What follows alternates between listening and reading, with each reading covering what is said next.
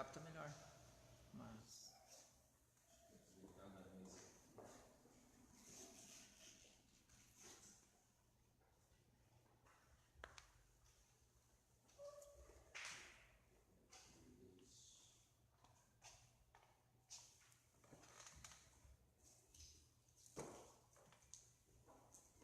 está gravando já? Bom, muito bem. Nosso tema de hoje, então, são dois temas, 2 pontos daquela declaração de fé, que, aliás, eu tenho que imprimir para que vocês tenham ela em casa, mas acho que nós vamos imprimir junto com alguns slides para vocês terem uma apostila. Seria a doutrina da revelação, ou seja, de que forma Deus revela a sua vontade para nós, e a doutrina da criação, especialmente a doutrina da criação de homem e mulher, que significa isso, da perspectiva cristã. Então, primeira coisa, cortou um pouquinho ali, mas eu vou ler aqui o que a declaração de fé diz. Diz assim: Deus graciosamente revelou a sua existência e poder na ordem criada e tem se revelado de maneira suprema aos seres humanos caídos na pessoa de seu Filho, o Verbo encarnado. Além do mais, este Deus é um Deus que fala, que por seu Espírito graciosamente se revelou em palavras humanas. Cremos que Deus inspirou as palavras preservadas nas Escrituras, os 66 livros do Antigo e do Novo Testamento, os quais documentam e são também meio da sua obra salvadora no mundo. Esses escritos somente constituem a palavra de Deus virtualmente inspirada, a qual, nos escritos originais, possui autoridade suprema e está isenta de erro, e é também completa na revelação de sua vontade para a salvação, suficiente para tudo o que Deus quer que creiamos e façamos, e final em sua autoridade sobre todo o domínio do conhecimento do Espírito. Confessamos que tanto a nossa finitude quanto nossa pecaminosidade impedem a possibilidade de conhecer exaustivamente a verdade de Deus, mas afirmamos que, iluminados pelo Espírito de Deus, podemos conhecer verdadeiramente a verdade revelada de Deus. A Bíblia deve ser crida como instrução de Deus em tudo que ela ensina, obedecida como mandamentos de Deus em tudo que requer, e confiada como penhor de Deus em tudo que promete. À medida que o povo de Deus ouve, crê e obedece a palavra, ele é equipado como discípulos de Cristo e testemunhas do Evangelho. Então nós vamos agora explicar o que significa, aclarar um pouco o significado dessas afirmações todas a respeito da palavra de Deus. Vocês provavelmente já ouviram falar dessa história ou parábola, dos cegos e do elefante. Não sei se vocês já ouviram isso, Vários cegos estão ali e eles vão tateando o elefante, um toca na tromba, outro toca na cauda, outro toca na barriga, outro toca na perna, e aí perguntam para o cego o que é o que eles estão tocando. Aí o que toca na tromba lá pensa que é uma cobra, o que toca na cauda pensa que é outro tipo de bicho, o que toca na barriga pensa que pode ser alguma coisa assim, tipo um urso, uma baleia, alguma coisa do tipo assim. E aí a conclusão que se chega é: viram, a verdade ela não pode ser conhecida objetivamente, nós conhecemos apenas uma perspectiva. Essa é a ideia que o pessoal que conta essa história tenta passar. Só que essa história, na verdade, ela não revela tudo. Se encararmos apenas da perspectiva do cego, até poderíamos dizer que o conhecimento humano é parcial. Mas isso por quê? Porque o cego está procurando conhecer o elefante conforme as suas capacidades. Agora, vejam bem, eu não posso aplicar isso para o ser humano, pelo menos para nós cristãos, enquanto tentamos conhecer a Deus. Por quê? Porque o que nós conhecemos de Deus não é o que nós, tateando no escuro ou por meio da razão pura, conseguimos especular a respeito de Deus ou conseguimos descobrir a respeito de Deus por meio da natureza. Na verdade, nós conhecemos Deus porque Ele se revelou. Então, vejam bem, se o elefante falasse e dissesse eu sou um elefante, os cegos iam conhecer o elefante, iam saber que se trata de um elefante. Por isso que essa historinha, como nós conhecemos, ela não pode ser aplicada por conhecimento de Deus que vem da Bíblia, o conhecimento de Deus cristãos, porque para nós cristãos, Deus se revelou por meio de Jesus Cristo, e essa revelação por meio de Jesus Cristo foi registrada nas Escrituras, na Bíblia. A Bíblia, portanto, revela quem Deus é. A Bíblia é Deus falando. É Deus que fala, não é o ser humano que constrói conceitos a respeito de Deus. E é muito interessante porque essa história nós podemos aplicar para todas as religiões. E é isso que inclusive os sociólogos da religião fazem, né? Eles dizem, não, a religião o que é? É o ser humano que vivencia algumas experiências religiosas e aí ele constrói em Deus a sua imagem e a sua semelhança. Né? Feuerbach, né, um famoso filósofo alemão do século XVIII, XIX, ele vai dizer isso, ele vai dizer que a religião é uma projeção dos anseios humanos. O ser humano projeta isso para fora de si mesmo e inventa o conceito chamado Deus. Bom, isso não é verdade em relação ao cristianismo, mas provavelmente isso ajuda a explicar as falsas religiões. As falsas religiões, de fato, é o ser humano como um cego, tateando, tocando alguma coisa e dizendo Deus é isso. Mas o cristianismo não é o ser humano construindo um conceito de Deus. É Deus se revelando ao ser humano e mostrando quem ele é. Então a primeira coisa, se alguém disser para vocês, como vocês conhecem algo a respeito de Deus se todo conhecimento é limitado, é perspectiva, é relativo? A resposta é, nós conhecemos algo a respeito de Deus não por causa da capacidade humana racional, ainda que isso possa ajudar a organizar um pouco os nossos conhecimentos, mas nós conhecemos a verdade a respeito de Deus porque Deus se revelou. Essa é a única coisa que possibilita ter um conhecimento verdadeiro, a autorrevelação de Deus. Sem que Deus se revelasse, de fato, seria impossível conhecê-lo. Seríamos como cegos tateando um elefante, sem chegar a uma conclusão do que realmente é o elefante.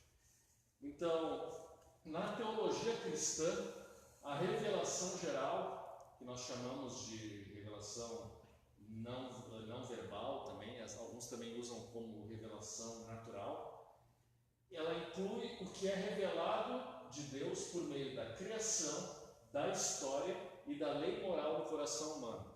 Vejam bem, conhecemos a Deus por meio da sua revelação de Jesus Cristo e nas Escrituras. Mas Deus também optou por se revelar, mas de uma maneira muito, muito básica, por meio da sua criação. A lei moral, a história e a própria criação, de alguma maneira, apontam para a existência de algum ser superior, alguma coisa, digamos assim. Existe algum Deus. Vejam bem, somente no século XIX, XVIII, o ser humano começou a intelectualmente questionar a existência de Deus e dizer que Deus não existia. Mas sempre foi natural para a humanidade acreditar que existia Deus ou deuses, alguma coisa, algum senso de divindade. A humanidade parece que nasce com isso. É natural, então, o ser humano. Por quê? Porque o ser humano olha para a criação, olha para a natureza e vê de onde vem tudo isso? De onde que vem essas montanhas? De onde que vem o céu? De onde que vem o mar, as estrelas? Enfim, isso tem que ter alguma origem, não vem do nada.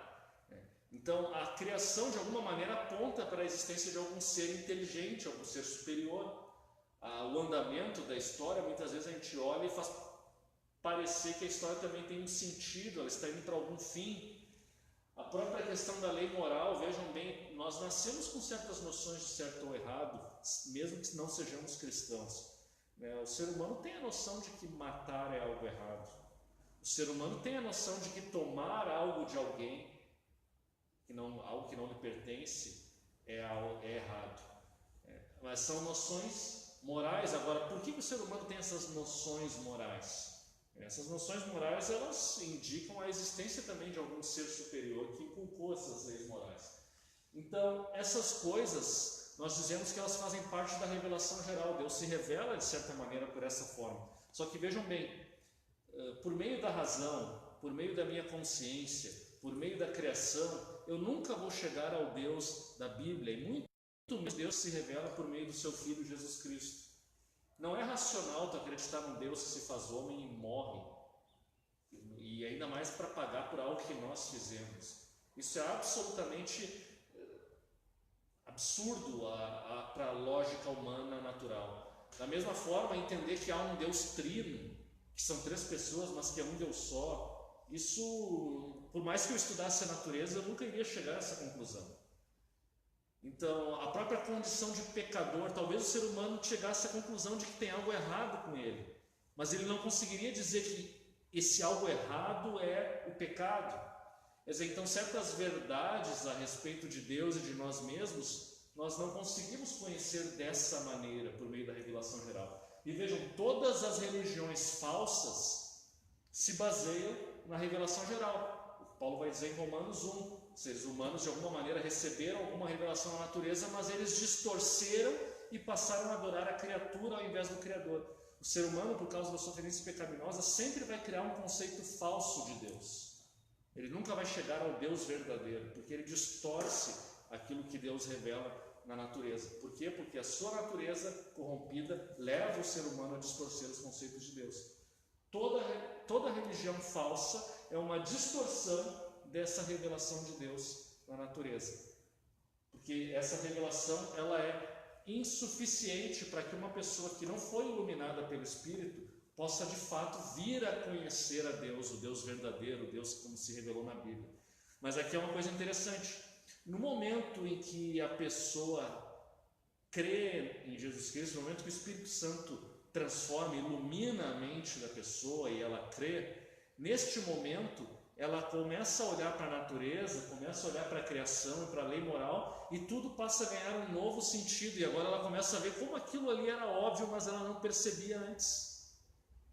Ou seja, por isso dizer que a revelação natural é irrelevante é errado, ela é relevante, só que um incrédulo nunca vai chegar a Deus, o Deus verdadeiro, só por meio disso. Mas uma vez que ele crê, ele começa a ver então que tudo faz sentido.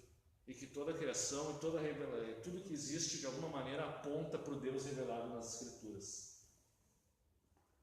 Então, o que queremos dizer com revelação geral é que através da criação, mas distinto dela, Deus se faz conhecido ao ponto de deixar os homens indesculpáveis por não reconhecer e adorá-lo como Deus. Paulo fala em Romanos capítulo 1, Deus se deu a conhecer para todos os seres humanos. Por isso eles são indesculpáveis quando eles distorcem a imagem de Deus e adoram a criatura ao invés do Criador. O ser humano não tem desculpa para dizer que não conhece a Deus, porque Deus se revela na natureza. Só que a nossa natureza pecaminosa necessariamente acaba distorcendo essa revelação natural de Deus.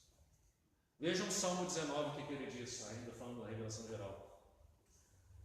Os céus declaram a glória de Deus, o firmamento proclama as obras das suas mãos. Então, céus, como nós olhamos, de alguma maneira aponta para um ser. Um dia fala disso, outro dia, uma noite revela outra noite. Sem discurso nem palavras não se ouve a sua voz, mas a sua voz ressoa por toda a terra e as suas palavras até os confins do mundo. Nos céus ele armou uma tenda para o sol. E aí o salmista vai continuar. Fala do sol e depois ele começa a falar da lei de Deus, a palavra de Deus. Essa lei de Deus é perfeita. Mas vejam, o salmista no Salmo 19 ele fala que a criação proclama a obra de Deus, ela mostra a grandeza de Deus. Então, isso nós chamamos de revelação geral. Em Atos também, vejam só, quando pregando a palavra, Paulo diz, contudo não ficou sem testemunho, mostrou a sua bondade, dando-lhes chuva do céu e colheitas no tempo certo, concedendo-lhes sustento com fartura e enchendo de alegria os seus corações. Isso ele fala das pessoas que não conheciam o Deus verdadeiro. Depois Atos 17, quando pregando também a gentios que não conhecem a Deus. De um só ele fez todos os povos para que povoassem toda a terra, tendo determinado os tempos anteriormente estabelecidos e os lugares exatos em que deveriam habitar. Deus fez isso para que os homens o buscassem e talvez, tateando como aquele cego, o pudessem encontrar, embora não esteja longe de cada um de nós. Aí Romanos 2, 14 e 15, capítulo 2, versículos 14 e 15. De fato, quando os gentios que não têm a lei praticam naturalmente o que ela ordena, tornam-se lei para si mesmos, embora não possuam a lei, pois mostram que as exigências da lei estão gravadas no seu coração, ou seja, consciência. Disso dão testemunho também a consciência e os pensamentos dele, ora acusando-os, ora defendendo-os.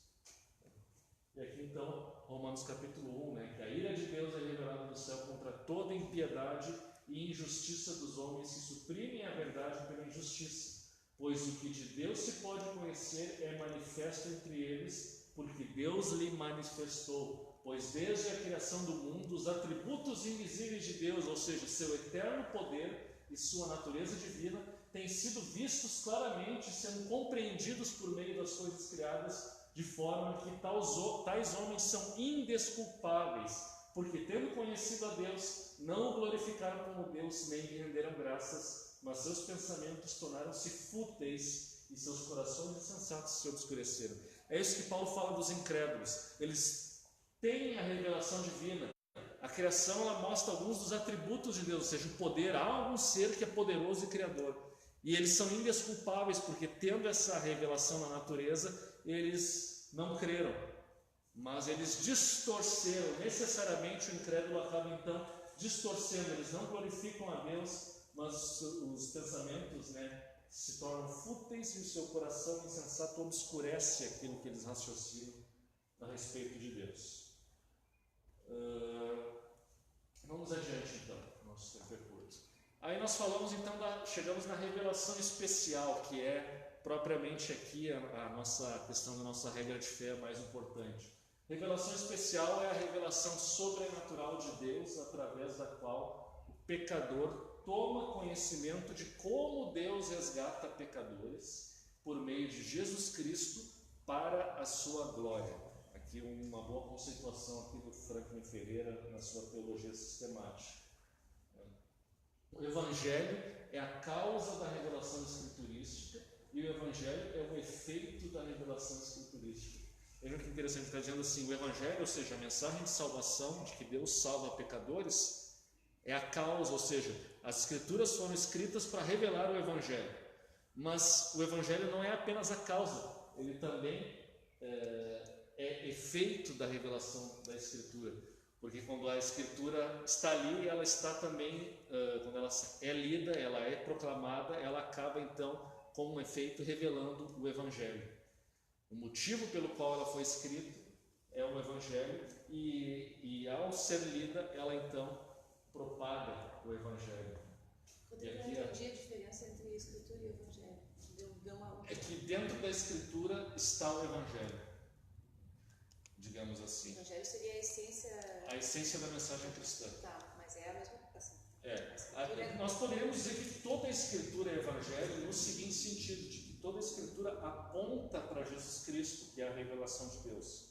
Só que, evidentemente, quando eu leio Gênesis e a história de Jacó e Esaú e seus conflitos entre esses irmãos pela primogenitura, não está tão claro a mensagem do Evangelho, mas ali está sendo preparado o terreno para a revelação de Jesus que virá depois, milênios depois.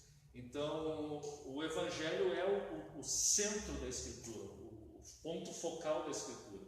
Inclusive, nós dizemos que nós, cristãos, lemos a Bíblia, todo mundo tem uma perspectiva quando lê alguma coisa. E nós lemos a Bíblia com a perspectiva do Evangelho, com a perspectiva de Jesus Cristo. Isso se chama, então, leitura cristocêntrica da Bíblia. Não é que eu tenho que forçar a Bíblia a encontrar Jesus Cristo. Tem gente que fica alegorizando, isso está errado, não é certo.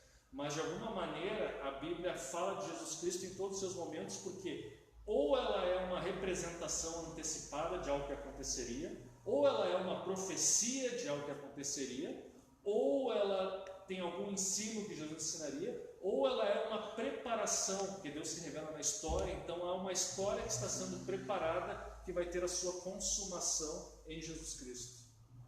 Então, nesses sentidos todos, é que nós dizemos que a Bíblia diz respeito a Jesus Cristo. E falamos então de leitura cristocêntrica.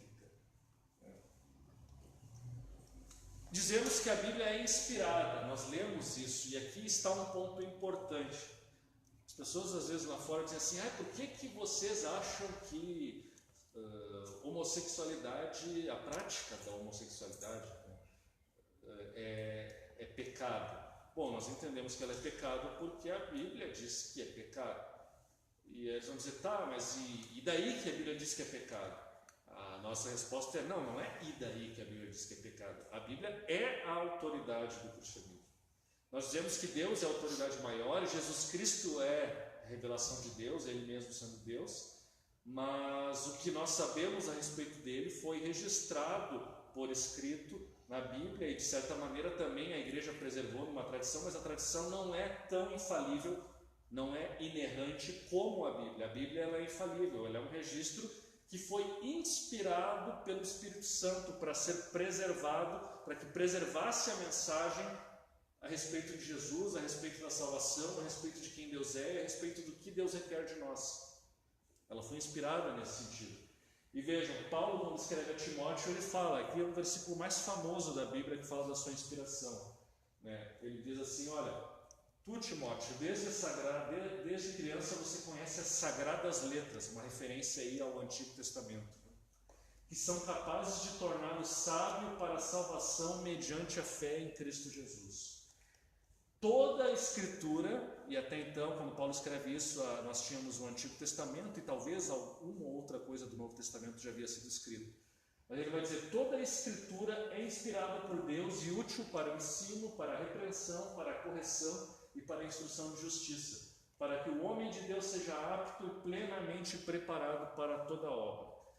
Então, nós cremos na Bíblia não é pura e simplesmente porque é uma tradição acreditar na Bíblia, ou porque é um livro que foi escrito na época de Jesus e um pouco antes de Jesus, alguns séculos antes de Jesus, para as histórias mais antigas, e como é o documento mais antigo que nós temos, nós usamos eles como base de fé. Não é apenas isso. É isso, mas é muito mais do que isso. A Bíblia é inspirada por Deus. Deus se revela primordialmente hoje por meio das Escrituras. Nós dizemos que Jesus é a revelação de Deus, sim, mas Jesus viveu há 2000 anos atrás. Ele é a palavra de Deus, a própria Bíblia, que nós chamamos de palavra de Deus, diz que Jesus é a palavra, né? E Jesus revela a Deus, sim, tudo isso é verdade. Mas o que dá testemunho de Jesus Cristo hoje é a Escritura e a igreja, até certo ponto. Mas a igreja é formada por pessoas e ao longo do tempo, às vezes a igreja se deixa levar pela cultura do seu tempo, pela política do seu tempo, pelas circunstâncias, e aí se perde às vezes a essência da mensagem. Mas a Escritura ela está lá e ela não muda, e ela chama a igreja continuamente a voltar para aqueles fundamentos verdadeiros. Por isso nosso fundamento único é a Escritura. 2 Pedro vai dizer também, né? Pedro vai mencionar as cartas de Paulo. Veja, quando ele escreve, as cartas de Paulo já circulavam e já gozavam de alguma autoridade na igreja. Ele diz assim: tenha em mente que a paciência de nosso Senhor significa salvação, como também o nosso amado irmão Paulo lhes escreveu, com a sabedoria que Deus lhe deu. Ele escreve da mesma forma em todas as suas cartas, falando nelas desses assuntos. Suas cartas contêm coisas difíceis de entender, as quais os ignorantes e instáveis torcem, como também fazem com as demais escrituras para a própria destruição dele. Então vejam que Pedro aqui já fala do perigo que é as pessoas dizerem que creem na Escritura, mas distorcerem o seu ensinamento. E hoje, basicamente, o problema que o cristianismo, principalmente o cristianismo evangélico, enfrenta hoje é esse: a distorção daquilo que está registrado na Escritura. Muitas das disputas são disputas sobre interpretação bíblica. Os ignorantes ou os mal intencionados muitas vezes distorcem esse ensino. E isso é um problema muito sério. Mas, de qualquer forma, as disputas que existem em torno da interpretação da Escritura não devem fazer com que a igreja perca a confiança na Escritura. E aqui então eu vou indo para alguns pontos finais. Teria aqui algumas coisas, mas isso aqui depois nós vamos imprimir essa apostila, vocês vão ter com vocês, mas apenas mencionando aqui a história do cânon, como que a Bíblia chegou a ser, porque todos nós sabemos, ou talvez vocês ainda não saibam, mas a Bíblia, para nós é um livro, mas ela não é um livro, ela é uma coleção de livros, são 66 livros. E quando eu falo livros, no mundo antigo eram livros literalmente, eram escritos em rolos, né? Cada livro às vezes era um rolo, com exceção dos profetas menores que ficavam num rolo, todos eles num rolo só. Mas era bastante difícil de tu guardar todos esses livros juntos, não é tão fácil como nós temos hoje nessas edições compactas, né? Inclusive na igreja primitiva, só as igrejas conseguiam ter cópias das escrituras. As pessoas não tinham Bíblia nas suas casas porque era muito caro e muito volumoso ter tudo isso. Mas essa coleção de livros, aliás, Bíblia é um plural, né, do Biblios, que significa livro. Então a Bíblia indica essa coleção de livros. Essa coleção de livros começou a ser escrita nos tempos de Moisés, há 1400 anos antes de Cristo, mais ou menos. Foi sendo escrito, e aí existem passagens no Antigo Testamento que mostram que ela foi sendo escrita nesse período. Josué continuou a registrar aquilo depois da morte de Moisés. Moisés deu aquele registro inicial da lei, dos relatos de Gênesis. Josué teria dado alguma continuidade registrando algumas coisas. E ao longo do Antigo Testamento, nós temos, por exemplo, os profetas falando, e eles reivindicam uma inspiração divina. E quando eles entregam seus oráculos, e vejam, nós estamos estudando aqui os profetas menores, né? Muitas vezes as profecias começam assim: assim diz o Senhor. Ou seja, não é o profeta que está interpretando, é Deus que lhe revelou. Então esse assim diz o Senhor são também reivindicações de inspiração divina. O conteúdo então no Antigo Testamento ele foi concluído aí por volta do século V a.C., com o livro de Esther, Neemias, Esdras. Após isso, os judeus dizem que o Espírito Santo se afastou e não houve mais nenhuma nova revelação. Mas nós cristãos, né, entendemos que no Novo Testamento Jesus é a própria revelação de Deus. Ele é o verdadeiro profeta, o maior de todos os profetas, e portanto Deus volta a se manifestar e se manifesta de uma maneira ainda mais clara do que no Antigo Testamento. E aí pessoas do círculo de Jesus, discípulos, apóstolos ou pessoas que conviveram com os apóstolos, registraram a respeito da sua vida. Aqui nós temos os evangelhos e o livro de Atos. O livro de Atos fala então, após a ressurreição de Jesus, como que a igreja foi se expandindo, como que os apóstolos foram pregando o evangelho por Jerusalém, Samaria, Judéia, até chegar a Roma. E Paulo, que se converteu após a ressurreição de Jesus Cristo, perseguiu a igreja no início, mas depois se converteu, ele também teve uma revelação de Jesus e ele escreve suas cartas com inspiração divina. Não demora para que a igreja então comece a reconhecer os livros, as cartas de Paulo num primeiro momento e depois os evangelhos, como livros inspirados por Deus também. Até que por volta do ano 300 e poucos se chega então a uma conclusão de que todos esses livros que nós temos hoje são os únicos inspirados pelo Espírito Santo. Nenhum mais tem a inspiração.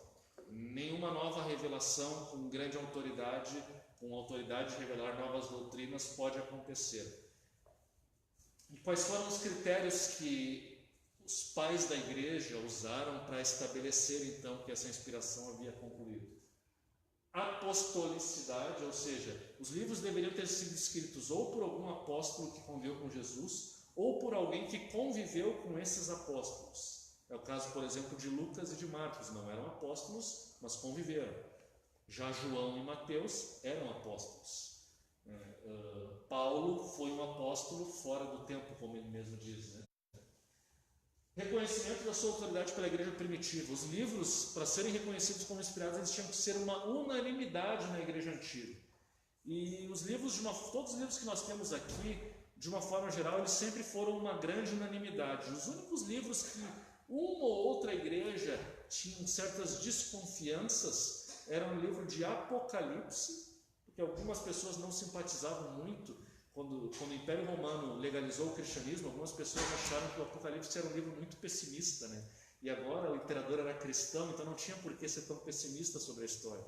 Então algumas pessoas ficaram um pouquinho contra, acharam que o Apocalipse não era inspirado, mas a grande maioria da igreja sempre acatou o Apocalipse, e por isso ele foi colocado no cânon. Da mesma forma, a carta de Tiago, alguns a questionavam, alguns questionavam 2 Pedro também, mas de uma forma geral, todos os outros livros nunca houve nenhum tipo de questionamento. Então há uma grande unanimidade em torno dos livros do Novo Testamento quanto à sua inspiração.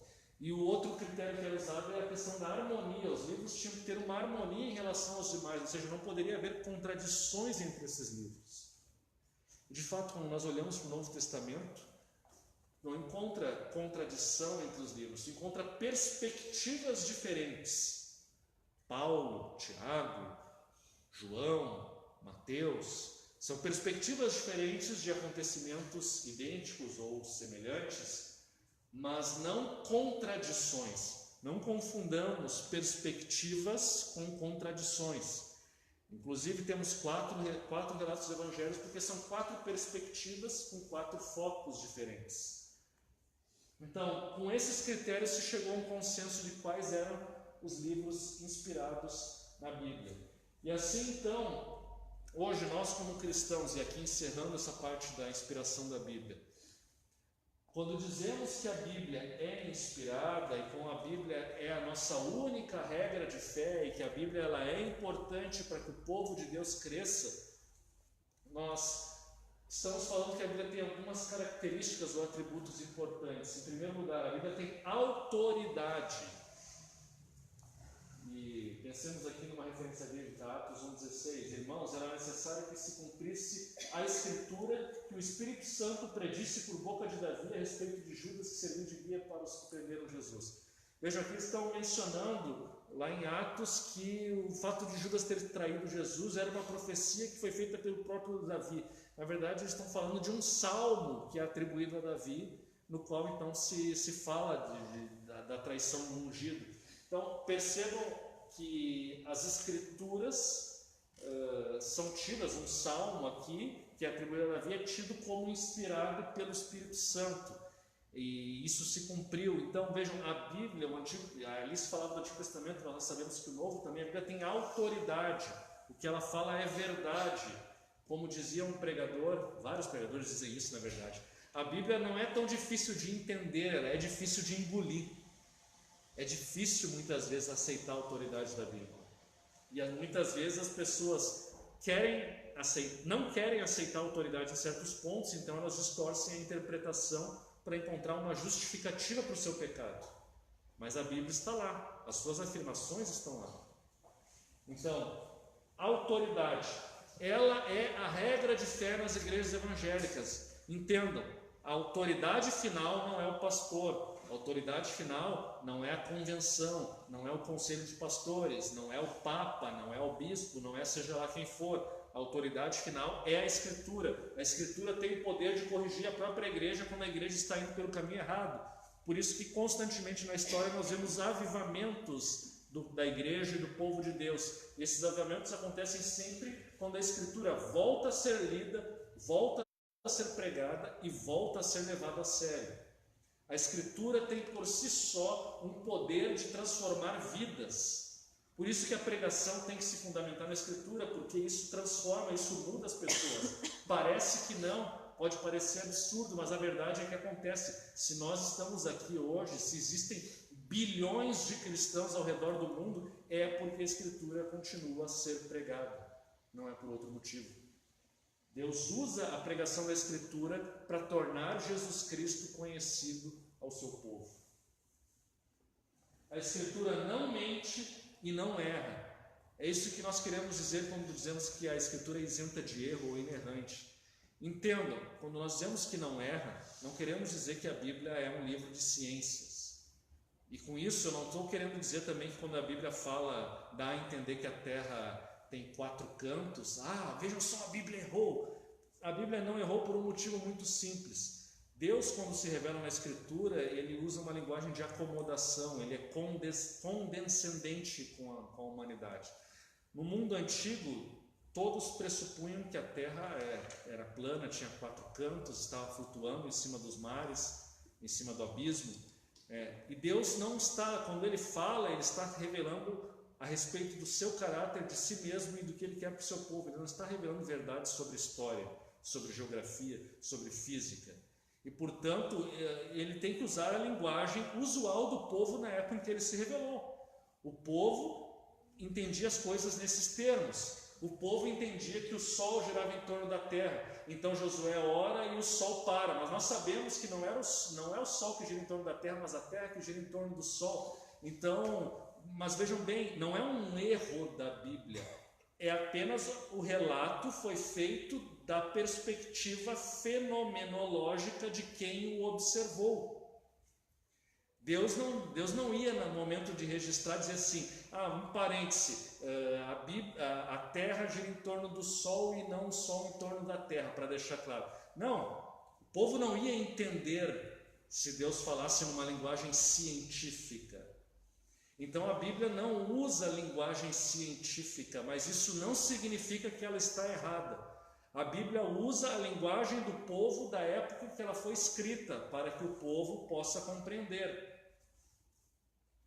Então tenham muito cuidado com isso. Se alguém vier acusar, a Bíblia está errada porque ela fala coisas que...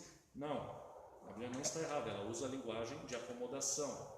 Deus se acomoda à compreensão humana no tempo em que ele fala com o seu povo. Como exemplo, a questão das roupas, né? Que falavam que tinha que usar determinadas roupas e que não tinha a ver com isso daquela época. No Antigo Testamento, o Levítico tem alguma coisa a respeito disso, de que também não deveria se vestir como os egípcios, ter o cabelo como os egípcios. Isso está relacionado também com algumas cerimônias da época, né? Uma coisa de obediência também daquela época. E era uma separação de Israel dos costumes dos povos pagãos que poderiam ameaçar a identidade da nação, né? Por isso haviam essas regras hoje que já não são necessárias, né? Segunda característica é clareza. A Bíblia é clara, mas vejam bem, nós lemos uma passagem aqui que fala que pessoas ignorantes distorcem as cartas de Paulo. Pedro fala isso, né, em 2 Pedro. Quando dizemos que a Bíblia é clara, nós não queremos dizer que toda a Bíblia é fácil de entender, que vocês vão entender totalmente as histórias, que 200 pessoas vão ler a Bíblia e elas vão chegar a exatamente as mesmas conclusões sobre tudo. Não é nesse sentido, mas a Bíblia é clara no sentido de que a mensagem essencial dela é clara. A Bíblia claramente aponta para Jesus Cristo. Por isso Deuteronômio manda que os pais ensinem os filhos, né, para que os filhos aprendam, as crianças aprendam. As crianças podem aprender a respeito da Escritura, né, desde a infância, e aprender então o caminho correto. Mas a Bíblia, ela revela o seu conteúdo, o seu propósito de uma maneira muito clara. Ainda que existam passagens obscuras e ainda que exista a possibilidade de erro. Mas a pessoa que tem a iluminação do Espírito Santo e estuda a Escritura, ela vai conseguir chegar ao cerne da mensagem que é Jesus Cristo. Necessidade é a outra característica da Escritura. Ela é necessária para a salvação. Paulo vai dizer como todo aquele que invocar o nome do Senhor será salvo, mas como invocarão aquele que não creram, e como crerão aquele que não ouviram falar, e como ouvirão se não houver quem pregue. Ou seja, a pregação é a pregação da Escritura. Então, sem pregação da Escritura, não há possibilidade de salvação. Pregamos a respeito de Jesus Cristo, conforme ele se revelou na Escritura. Mesmo que eu não leia um versículo, que eu não o cite, sempre eu terei que me basear na Escritura para anunciar o Evangelho, naquilo que a Escritura revelou. Ela é necessária para conhecer a vontade do Senhor. O Deuteronômio fala que as coisas encobertas, ou seja, aquilo que nós não podemos conhecer, pertencem a Ele. Mas as coisas que podem ser conhecidas e que Deus quer que nós conheçamos estão reveladas na sua lei. Então, aquilo que eu falava, conhecimento de Deus só é possível porque Deus se revela. Um conhecimento melhor de Deus. Senão nós ficamos que nem os cegos tateando o elefante. E ela é suficiente para a salvação e para todo viver cristão. A Escritura tem os princípios para que nós vivamos uma vida plena. Não preciso de outras fontes. E outra coisa, a igreja não precisa pregar outra coisa além da Escritura. Eu não preciso pregar psicologia para pregar o Evangelho. Psicologia pode ser útil? Claro que pode ser útil. Mas ela não é um subsídio necessário na pregação, para que o nome de Cristo seja proclamado e Deus se torne conhecido. Mas a Escritura, sim, ela é necessária e é suficiente. Não só necessária, como suficiente. Se a Escritura for pregada, Cristo será apresentado e pessoas serão salvas. E nada mais será necessário para que as pessoas sejam salvas e nada mais será necessário para que essas pessoas saibam como devem viver. Como eu posso agradar a Deus? Aprenda com a Escritura, ela é suficiente. Então, com isso, nós concluímos aqui a parte da Escritura, a parte da revelação. Agora eu queria falar um pouco, é bem mais curto o ensino agora a respeito da criação. O que a Escritura, o que nós cremos a respeito da criação de Deus? Criação da humanidade, seria esse outro ponto. A declaração de fé, vejam só, vou tentar ler ela aqui, talvez fique difícil vocês lerem aí pausadamente, depois vocês vão receber a cópia da declaração de fé. Cremos que Deus criou seres humanos, macho e fêmea, à sua própria imagem. Adão e Eva pertenciam à ordem criada que o próprio Deus declarou ser muito boa, servindo como agentes de Deus, cuidando, gerenciando e governando a criação, vivendo em santa e dedicada comunhão com seu Criador. Homens e mulheres, igualmente criados à imagem de Deus, gozam igual acesso a Deus pela fé em Cristo Jesus e são chamados ambos a se moverem além da autoindulgência passiva para o envolvimento significante, privado e público na família, na igreja e na vida cívica. Adão e Eva foram feitos para complementar um ao outro em uma união de uma só carne. Estabelece o único padrão normativo de relações sexuais para homens e mulheres, de forma que o casamento sirva como um tipo de união, um tipo da união entre Cristo e sua igreja. Nos sábios propósitos de Deus, homens e mulheres não são simplesmente intercambiáveis, mas sim se complementam de formas mutuamente enriquecedoras. Deus ordena que eles assumam papéis distintos que refletem o relacionamento de amor entre Cristo e a igreja. O marido exerce o papel de cabeça de maneira a demonstrar o amor carinhoso e sacrificial de Cristo, e a esposa se submete ao seu esposo de maneira a mostrar o amor da igreja por seu Senhor. No ministério da igreja, ambos, homens e mulheres, são encorajados a servir a Cristo e a desenvolver todo o seu pleno potencial nos múltiplos ministérios do povo de Deus. O papel distinto de liderança dentro da igreja, que é dado a homens qualificados, é fundamentado na criação, queda e redenção, não devendo ser desviados por apelos a desenvolvimentos culturais. Então vejam, aqui há um ensinamento sobre criação, sobre sexualidade, sobre autoridade no casamento e sobre ministério na igreja. Tudo isso condensado aqui na doutrina da criação. O ser humano é criado, portanto, à imagem de Deus, e isso significa que o ser humano é representante de Deus para cuidar da sua criação. Deus fez a mulher de Adão para que ela tivesse a mesma natureza e igualmente compartilhasse da imagem de Deus. Por isso a mulher, não se esqueçam disso, a mulher não é inferior ao homem, mas antes ela é cooperadora. Mulher não é inferior. Não há uma diferença, usando a linguagem da filosofia, não há uma diferença ontológica entre homem e mulher. Eles são iguais diante de Deus, iguais em igualdade, e ambos são imagem de Deus. Ao serem criados à imagem de Deus, homem e mulher deveriam espelhar e representar Deus perante a criação. A imagem de Deus significa que o ser humano tem a capacidade de governar, de criar, de conduzir a criação de Deus, tudo que Deus criou. A capacidade de governo, vejam, Deus é rei e o ser humano é o cabeça de Deus na criação. O ser humano reina sobre a criação. Portanto, o ser humano, na imagem de Deus, ele reflete aspectos do ser de Deus, tais como qualidades éticas e atividades culturais. Eles refletem fisicamente as próprias capacidades do Criador. Aprender, conhecer, exercer, amar, produzir, controlar, interagir. Na nossa vida aqui, de uma maneira visível, nós refletimos, portanto, essas características que são características do próprio Deus.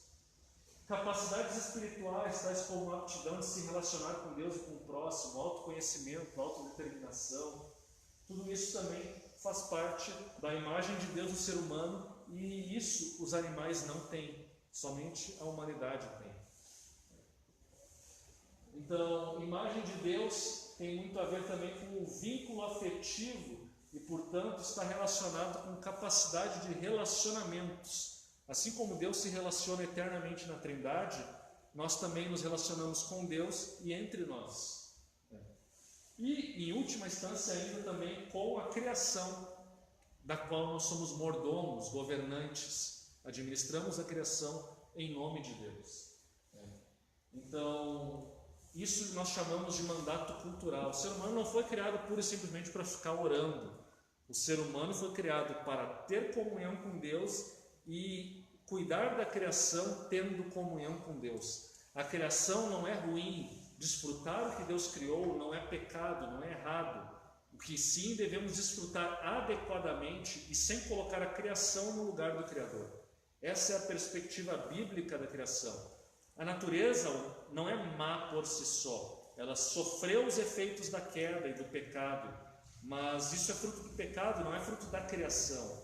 A matéria não é má, não é que o espírito é superior à matéria, não. O ser humano é uma união de corpo e espírito e, portanto, só somos humanos enquanto tivermos as duas coisas. Não adianta eu dizer, não, meu espírito é superior ao meu corpo. Não é assim. A Bíblia não apresenta esse cenário. A Bíblia apresenta essa união de alma e espírito, ou alma e corpo, como algo indissolúvel e fundamental. Então, isso significa dizer que somos uma unidade psicossomática, em outras palavras. Deus nos une, corpo, alma. Alguns vão dizer que é corpo, alma e espírito. Eu não vou entrar nessa discussão que chamamos de dicotomia, tricotomia. Eu particularmente sou favorável à dicotomia, ou seja, corpo, alma / espírito, são sinônimos, não são coisas distintas. Mas tem quem pense diferente, enfim, não é uma questão assim muito relevante no âmbito da doutrina cristã. Mas o fato é que há uma dimensão espiritual, uma dimensão material, há uma união e nós somos essa união. Não somos só uma coisa, eu não sou só uma alma, eu não sou só um corpo, eu sou uma união de alma e corpo. E até que quando eu morrer, se por um lado vai haver essa dissolução, eu estarei num estado intermediário com Deus, mas isso não é a minha, tudo que eu posso ser. Eu aguardo uma futura ressurreição quando eu serei plenamente aquilo que eu sou, novamente, num corpo glorificado então. Mas a questão de homem e mulher, então, Deus cria homem e mulher, Deus deu ao homem a possibilidade de exercer o mandato cultural, e ainda que homem e mulher sejam iguais, os papéis deles são complementares. Essa palavra complementar ela é muito didática aqui, nós chamamos de complementarismo. Mulher não é igual ao homem, não é que os dois são iguais em funções, não, as funções são distintas e uma complementa a outra. A mulher é auxiliadora e o auxiliadora não significa inferior, mas significa que complementa. O problema é que na nossa perspectiva normal, natural, nós identificamos o papel atribuído à mulher nas Escrituras como algo de inferioridade, porque a Bíblia fala então da submissão, ela se submete ao marido e o marido exerce autoridade sobre ela. Esse é o padrão bíblico que é apresentado em Gênesis, que é apresentado em Efésios. Mas vejam bem, a submissão não significa que o marido é um ditador. O marido não é um ditador, o marido não é um Deus sobre a mulher. E da mesma forma, a mulher, ele é obrigado a amar e é obrigado a se sacrificar pela mulher. A autoridade do marido é a autoridade autossacrificial, é a autoridade servicial. Ele serve. Diferente do que o mundo entende por autoridade, porque a autoridade no padrão mundano é eu mando, tu obedece, ponto. Mas não é assim na Bíblia. Na Bíblia a autoridade tem a ver com serviço e tem a ver com amor. E Paulo manda, o marido deve amar a mulher e dar a sua vida por ela. Se o marido fizer isso, a submissão não vai ser um problema. Quando o marido falha nisso, a submissão se torna um problema. Da mesma forma que uma mulher deixa de amar o marido ou deixa de respeitar a autoridade do marido, o marido tem a tendência também de deixar de amar a mulher. Quando a mulher deixa de amar, ela também deixa de cumprir um papel fundamental.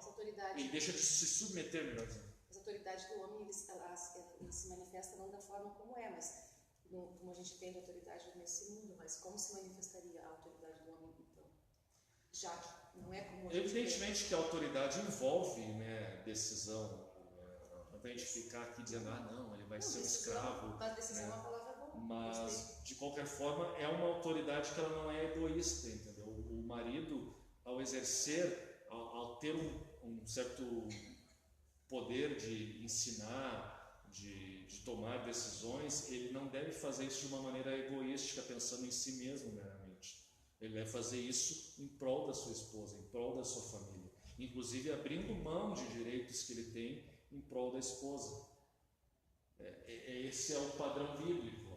O cerne da masculinidade está no senso de responsabilidade benevolente para liderar mulheres, provê-las e protegê-las através de formas apropriadas. Hoje, o problema com a masculinidade é que os homens são muito imaturos e eles não querem mais assumir essa responsabilidade. Nós temos uma geração com 25 anos pensando com cabeça de 17. Homens que não querem. O problema nas igrejas é esse: as mulheres tomam a frente porque os homens não têm mais maturidade, não cumprem o seu papel. São frouxos, são fracos. E muito da educação aí fora é feita para tornar os homens mais frouxos e mais fracos e mais irresponsáveis. Veja, tu não liberta a mulher tornando o homem frouxo e irresponsável. Na verdade, a única coisa que está acontecendo é uma inversão de papéis, nada além disso. Mas os casamentos não são mais felizes por causa disso. Pelo contrário, os casamentos hoje são mais infelizes do que no passado, é o que as estatísticas mostram. No cerne da feminilidade está então a disposição de obedecer e de se submeter, né, ao marido. Encerrando aqui, porque o nosso tempo se esgotou, com essa noção de submissão, de autoridade, marido e mulher, a conclusão que se chega: se o homem tem um papel de liderança, ele também vai liderar na igreja. Mas não apenas a partir disso nós concluímos que a liderança, a ordenação, ela é reservada apenas aos homens, o ministério pastoral, o presbiterato, mas também porque a própria Escritura sempre aponta para que a liderança espiritual na igreja ela sempre aponta para homens, ela nunca aponta para mulheres. Nenhuma passagem na Bíblia permite falar em imposição de mãos para a ordenação de presbíteras ou algo do gênero. Não há registro disso nas Escrituras. A Bíblia sempre fala, e não é por acaso que o catolicismo até hoje só ordena homens ao sacerdócio. É uma tradição muito antiga que tem fundamento na Bíblia. Por isso nós entendemos, a Assembleia de Deus entende que não há fundamento bíblico para a ordenação feminina. A autoridade espiritual, tanto no lar como na igreja, é atribuída aos homens. Não significa que a mulher não tenha ministérios e não possa ajudar, mas a ordenação e a autoridade final é exclusiva de homens. E há aí entre os evangélicos uma discussão se a mulher pode ensinar na assembleia, ou seja, na igreja reunida, ou não. Muitos dizem que não, outros dizem que sim, em algumas condições, desde que ela esteja debaixo da autoridade do marido ou debaixo da autoridade do pastor, alguma coisa do gênero. Nós não vamos entrar muito nessa discussão aqui a respeito disso, mas o fato é que a Assembleia de Deus, como a grande maioria das igrejas evangélicas no Brasil, mais antigas, mais tradicionais, não ordenam mulheres, porque não há fundamento bíblico e com base na ordem da criação, a ordenação é apenas para homens, masculina. E isso não é machismo, é uma questão de papéis e não implica também inferioridade da mulher. A mulher não é ordenada, não é porque ela seja menos capaz ou inferior, é simplesmente uma questão de que Deus estabelece assim nas Escrituras. Não há um fundamento na essência da mulher ou na capacidade da mulher, não é isso. Não é esse o fundamento. Bom, nós vamos encerrar então e vamos ter o momento do café. Se alguém tiver alguma dúvida, eu vou estar ali à disposição para tirar essas dúvidas para vocês. Vamos fazer uma oração então. Pai amado, obrigado por este momento que tivemos de ensino, meditação da Tua Palavra. Te pedimos, Senhor, que possamos guardar, viver isso e que quaisquer dúvidas, Senhor, que qualquer irmão tem aqui, que possa também tirar e que seja tudo esclarecido e tudo para a Tua glória, Senhor, possamos te conhecer cada vez mais. Em nome de Jesus.